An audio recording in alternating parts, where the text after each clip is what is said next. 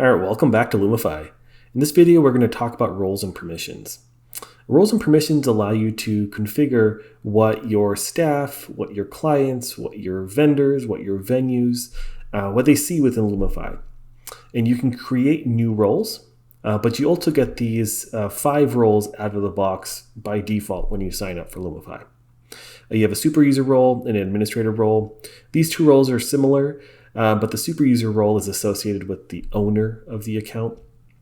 You have a manager role, which has permissions to do a little bit of management for employees. For example, could manage time cards, could manage time off requests, and they can also see financial summaries in events.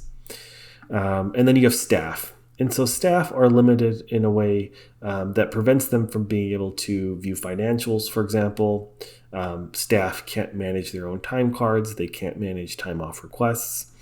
And then they don't have any sort of advanced options for integrations, for automations, or API tokens. I will point out here that some of these advanced features have a little warning icon next to them, and that indicates that they are potentially dangerous and could create security vulnerabilities if you use them incorrectly. So be sure when you're adding these permissions that have this icon to roles, make sure that you're adding them with the understanding that they could be potentially problematic. Cool, so let's create a new role. And let's use a scenario. You have this client portal only role, which might not be appropriate for a situation where you're being hired by a venue. Let's say that the venue hires the DJ because the client pays one price to the venue and the venue handles everything: catering, decor, DJ. So you need to create a role that is specifically for the venue so that they can pay you, because you're going to be getting paid by the venue. So let's create a new role for that. And we'll call it venue role.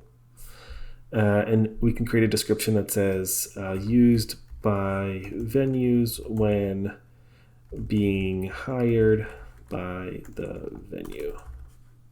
Cool. And let's add some permissions to that.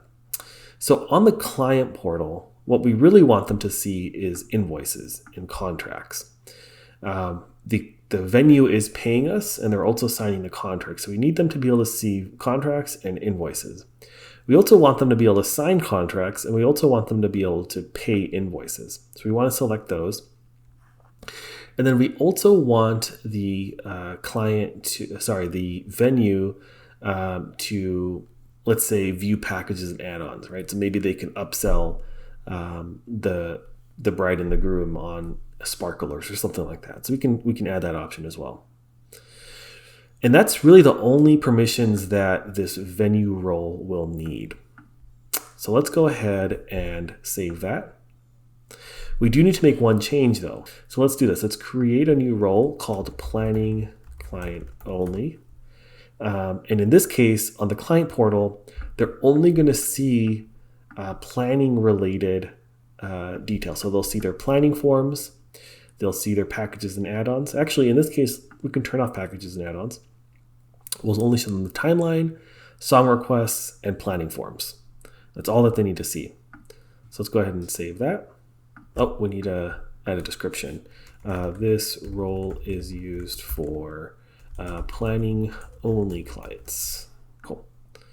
Save. Awesome. So now we have 2 new roles, and these are going to be used for that scenario that we talked about just now, where you're being hired by the venue and the client, the bride and the groom, are only doing the planning portions of an event. So let's see what this looks like in practice.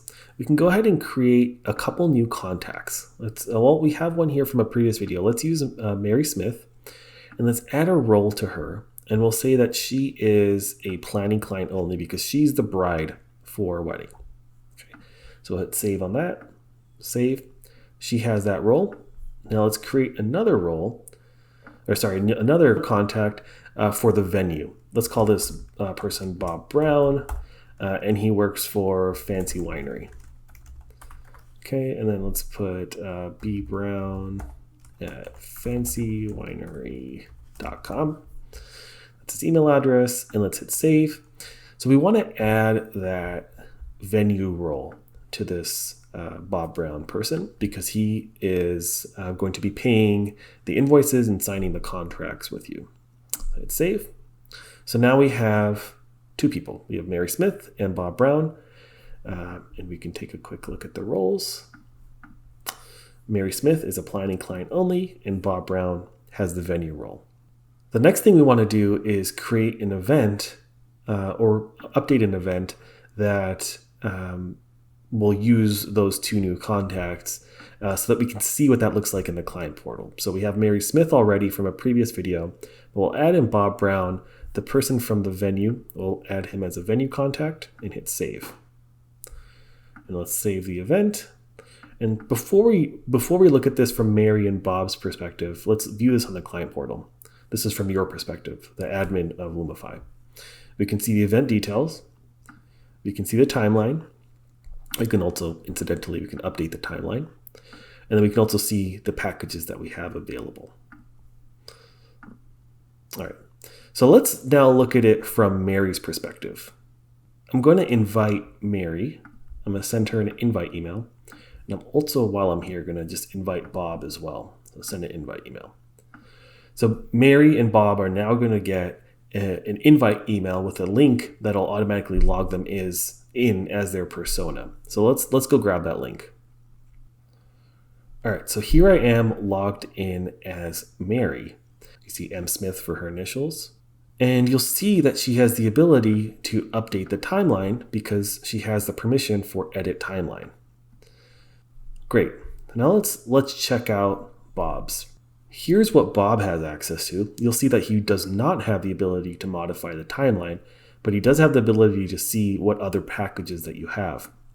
Let's do this. Because we know that Bob is signing a contract and paying invoices, let's go ahead and send a contract to Bob.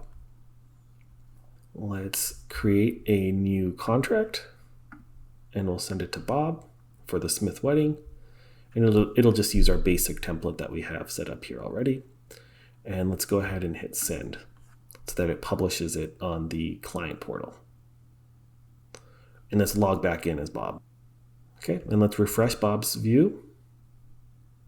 And now you'll see that Bob has documents available to him. And he needs to come in and sign this contract if he wants.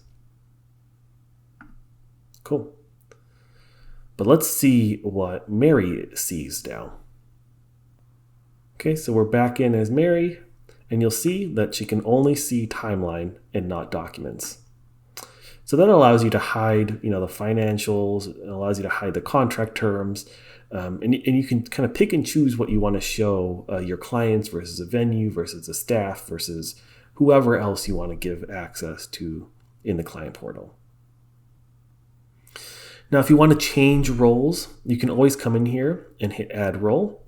If you want to, give Mary full access to the client portal, you can change her role to client portal only and hit save.